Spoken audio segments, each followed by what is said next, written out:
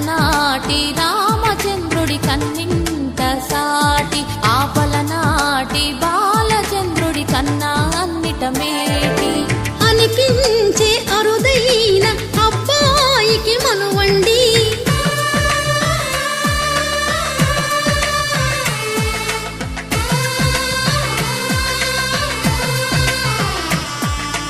తెలుగింటి పాలసంద్రము కనిపించిన కూన, శ్రీహరి ఇంటి దీపమల్లే కనిపించిన జాడ.